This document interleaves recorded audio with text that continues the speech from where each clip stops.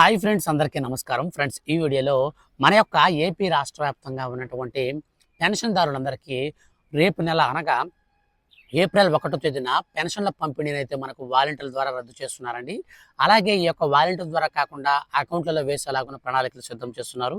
దీనితో పాటుగా మనకు ఏప్రిల్ 1న పెన్షన్ పంపిణీ అయితే ఉండదన్నమాట.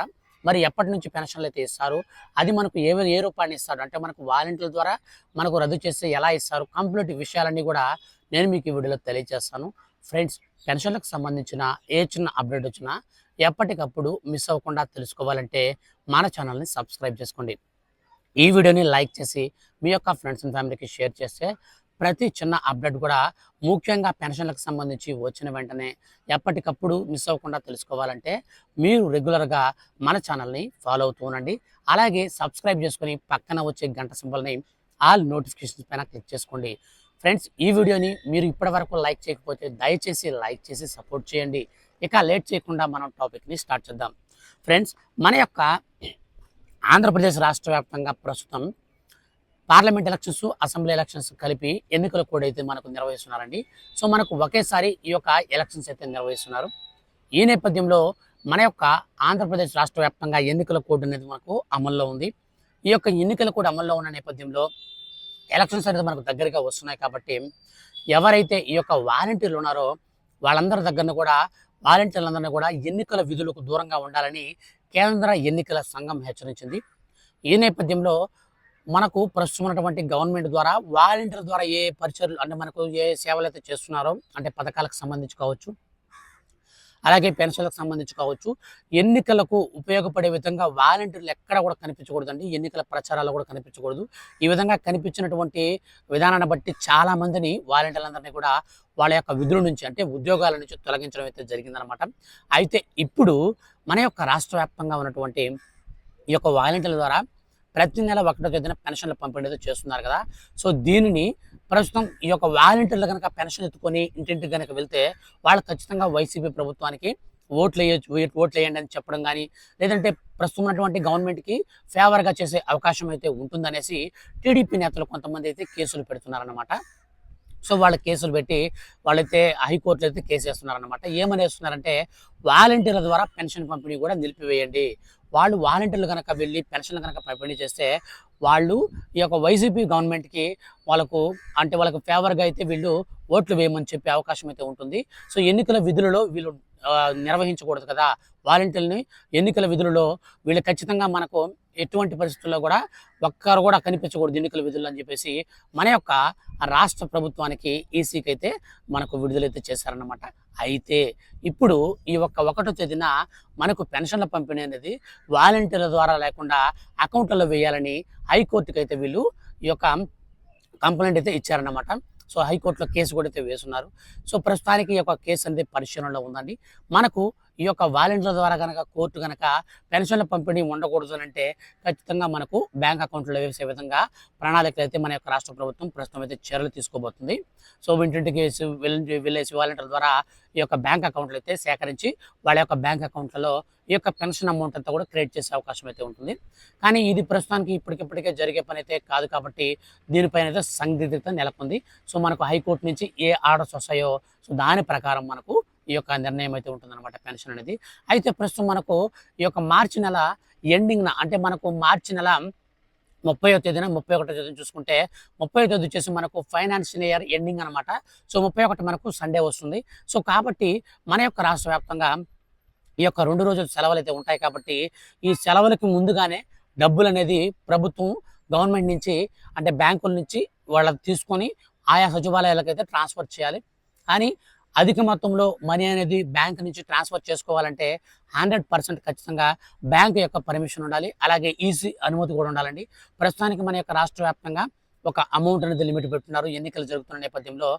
ఆ ఈసీ ఇచ్చిన అమౌంట్ కంటే కూడా అధిక మొత్తంలో అమౌంట్ కనుకుంటే ఈసీ అధికారులు వచ్చేసి సీజ్ అయితే చేస్తారనమాట. సో కాబట్టి మన యొక్క రాష్ట్ర వ్యాప్తంగా మనకు 30వ తేదీ కంటే ముందుగానే ఈ యొక్క పెన్షన్ అమౌంట్ అంతా కూడా వాళ్ళు, అంటే మన యొక్క సచివాలయాలు ఈసీ అనుమతితో మనకు బ్యాంకుల నుంచి విత్‌డ్రా చేసుకొని ఆయా సచివాలయాలకైతే చేరవేయాల్సి ఉంటుంది. ఇన్ కేస్ ఒకవేళ 2 రోజుల్లో కనుక అంటే మనకు 30, 31 తేదీల లోపల ముందే అంటే మనకు 27, 28, 29 ఈ తేదీల్లో మనకు ఈ యొక్క పెన్షన్ అమౌంట్ అంతా కూడా తీసుకొని సచివాలయాలకు గనక చేర్చకపోతే మనకు 1వ తేదీన పెన్షన్ అయితే రాదండి. సో 1వ తేదీ మనకు 1వ తేదీ, 2వ తేదీ పెన్షన్ మనకు అమౌంట్ అంతా కూడా బ్యాంకుల నుంచి డ్రా చేసుకొని పెన్షన్ అనేది ఏప్రిల్ 3వ తేదీ నుంచి అయితే మనకు పంపిణీ చేసే అవకాశం అయితే ఉంటుంది. సో ఈ విధంగా మనకు ప్రస్తుతం అయితే అమౌంట్‌ని బట్టి మనకు ముందుగా ఫైనాన్షియల్ ఇయర్ ఎండింగ్ కాబట్టి సో ఈ యొక్క 2 రోజుల లోపల మనకు 2 రోజుల కంటే ముందే మార్చి 30, 31 తేదీ కంటే ముందే మనం అమౌంట్ కనుక బ్యాంకుల నుంచి కనుక తీసుకొని సచివాలయాలకు చేరిస్తే 1వ తేదీన పెన్షన్ వస్తుంది. ఇన్ కేస్ ఒకవేళ చేర్చకపోతే 1, 2 తేదీల్లో ఏప్రిల్‌లో మనకు ఈ యొక్క పెన్షన్ అమౌంట్ అంతా కూడా చేరుతుంది కాబట్టి 3వ తేదీ నుంచి పెన్షన్ పంపిణీ అయితే ఉంటుంది. సో ఈసారి మనకు మాక్సిమం వాలంటీర్ ద్వారా పెన్షన్ పంపిణీ చేయకుండా ఉండేందుకు మనకు ఈ యొక్క హైకోర్టులో కేసు అయితే వేస్తున్నారనమాట. సో దీనిపైన మనకు 2 రోజుల్లో స్పష్టత అయితే వస్తుంది. సో ఈ యొక్క అప్డేట్ అనేది వచ్చిన వెంటనే ఖచ్చితంగా నేను మీకు వీడియో చేసి తెలియజేస్తాను. మాక్సిమం మనకు ఈసారి 80% వరకు ఈ వాలంటీర్ ద్వారానే పెన్షన్ అయితే పంపిణీ చేసే అవకాశం అయితే ఉంటుంది. ఇన్ కేస్ ఒకవేళ కోర్టు కనుక పెన్షన్లు కూడా వాలంటీర్ల ద్వారా ఇప్పుడు పంపిణీ చేయడానికి మేము ఒప్పుకోము. సో కాబట్టి వాళ్ళని దూరంగా ఉంచండి అని చెప్తే మాత్రం ఖచ్చితంగా మనకు సచివాలయంలో ఎక్కడో ఇక్కడ మనకు అయితే ఒక ఇంతకుముందు అంటే గత ప్రభుత్వం టీడీపీ హయాంలో ఎలాగైతే పెన్షన్ల దగ్గరికి అందరూ వెళ్ళి ఒక ఏరియాకి వెళ్ళేసి ఆ ఏజెంట్ దగ్గర మనం డబ్బులు తీసుకుంటాం కదా. సో ఈ విధానంలో మనకు అమలు చేసే అవకాశం అయితే ఉంటుందన్నమాట. సో ఏది ఏమైనా మన యొక్క హైకోర్టు అనేది తీర్పు ఇచ్చేదాన్ని బట్టి వాలంటీర్ ద్వారా పెన్షన్ అనేది ఉంటుందా, లేకపోతే మన సచివాలయాల దగ్గరికి వెళ్ళి ఆయా అధికారులతో మనకు డిజిటల్ అసిస్టెంట్ వాళ్ళు ఉంటారు కదా, సో వాళ్ళ దగ్గర నుంచి లేదంటే వెల్ఫేర్ అసిస్టెంట్ కానీ వాళ్ళ దగ్గర నుంచి మనం పెన్షన్ అమౌంట్ అనేది తీసుకునేదానికి అవకాశం అయితే ఉంటుంది. సో ఈ యొక్క 2 విధానాల్లో ఏదో ఒక విధానంలో మనకు ఈ యొక్క పెన్షన్ల పంపిణీ అయితే ఉంటుందన్నమాట. ఈ తేదీల్లో మనకు ఈ యొక్క పెన్షన్ అమౌంట్ అంతా కూడా తీసుకొని సచివాలయాలకు గనక చేర్చకపోతే మనకు 1వ తేదీన పెన్షన్ అయితే రాదండి. సో 1వ తేదీ మనకు 1వ తేదీ, 2వ తేదీ పెన్షన్ మనకు అమౌంట్ అంతా కూడా బ్యాంకుల నుంచి డ్రా చేసుకొని పెన్షన్ అనేది ఏప్రిల్ 3వ తేదీ నుంచి అయితే మనకు పంపిణీ చేసే అవకాశం అయితే ఉంటుంది. సో ఈ విధంగా మనకు ప్రస్తుతం అయితే అమౌంట్‌ని బట్టి మనకు ముందుగా ఫైనాన్షియల్ ఇయర్ ఎండింగ్ కాబట్టి సో ఈ యొక్క 2 రోజుల లోపల మనకు 2 రోజుల కంటే ముందే మార్చి 30, 31 తేదీ కంటే ముందే మనం అమౌంట్ కనుక బ్యాంకుల నుంచి కనుక తీసుకొని సచివాలయాలకు చేరిస్తే 1వ తేదీన పెన్షన్ వస్తుంది. ఇన్ కేస్ ఒకవేళ చేర్చకపోతే 1, 2 తేదీల్లో ఏప్రిల్‌లో మనకు ఈ యొక్క పెన్షన్ అమౌంట్ అంతా కూడా చేరుతుంది కాబట్టి 3వ తేదీ నుంచి పెన్షన్ పంపిణీ అయితే ఉంటుంది. సో ఈసారి మనకు మాక్సిమం వాలంటీర్ ద్వారా పెన్షన్ పంపిణీ చేయకుండా ఉండేందుకు మనకు ఈ యొక్క హైకోర్టులో కేసు అయితే వేస్తున్నారనమాట. సో దీనిపైన మనకు 2 రోజుల్లో స్పష్టత అయితే వస్తుంది. సో ఈ యొక్క అప్డేట్ అనేది వచ్చిన వెంటనే ఖచ్చితంగా నేను మీకు వీడియో చేసి తెలియజేస్తాను. మాక్సిమం మనకు ఈసారి 80% వరకు ఈ వాలంటీర్ ద్వారానే పెన్షన్ అయితే పంపిణీ చేసే అవకాశం అయితే ఉంటుంది. ఇన్ కేస్ ఒకవేళ కోర్టు కనుక పెన్షన్లు కూడా వాలంటీర్ల ద్వారా ఇప్పుడు పంపిణీ చేయడానికి మేము ఒప్పుకోము.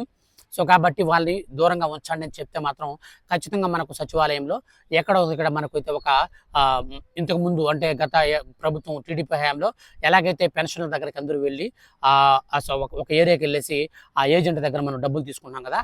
సో ఈ విధానంలో మనకు అమలు చేసే అవకాశం అయితే ఉంటుందన్నమాట.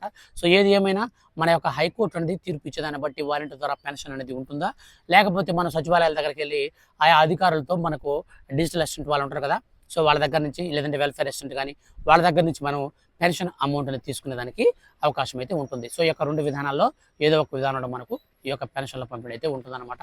ఫర్దర్గా ఈ యొక్క పెన్షన్లకు సంబంధించి ఏ చిన్న అప్డేట్ వచ్చినా నేను మీకు ఖచ్చితంగా వీడియో చేసి తెలియజేస్తాను. మిస్ అవ్వకుండా ఉండాలంటే మన ఛానల్ని సబ్స్క్రైబ్ చేసుకోండి. Thank you for watching.